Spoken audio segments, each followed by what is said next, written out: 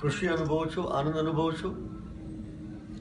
અને પેલી કહેવત એ સાચી ન પડે જોજો પાછા.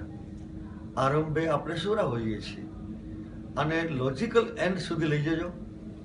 તમારી સમાજના એક એક ઘર સુધી જજો અને શિક્ષણનું મહત્વ સમજાવજો કે તમારા સમાજમાં જે શિક્ષિત થયા છે એ આજે અમારી સરકારની અંદર એ સારા સ્થાનો ઉપર છે. મારા પ્રાંત અધિકારી તમારા જ છે, દેસાઈ. આ બધા ઉદાહરણો આપીને જે નથી ભણ્યા એમને ભણવાના ફાયદા શું છે. માત્ર નોકરી ધંધા માટે નહીં, પણ સંસ્કાર માટે પણ શિક્ષણ જરૂરી છે. આપણો સમાજ તો સંસ્કારિત છે જ, એમાં શિક્ષણ ભળી જાય તો એક સેવામાં ઉમેરો થાય છે.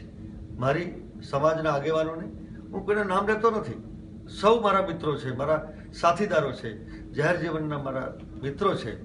એમણે આ પહેલ કરી છે, એટલા માટે એમને હૃદયપૂર્વકના અભિનંદન આપું છું.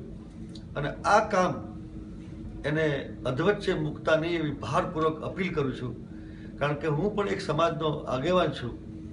આરંભે સુરા થાય છે, પછી પોતપોતાના વ્યવસાયમાં કોઈનો વાંક નથી.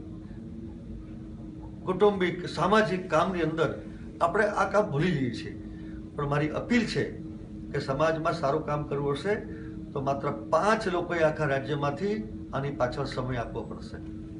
5 લોકો સમય આપશે ને, આખો સમાજ એની પાછળ દોરાશે. હું ખૂબ ખૂબ હૃદયપૂર્વકની શુભેચ્છા પાઠવું છું. ભગવાનને પ્રાર્થના કરું છું, કૃષ્ણ કનૈયા લાલને, દ્વારકાધીશને, કે આ કામમાં તમે સફળ થાઓ.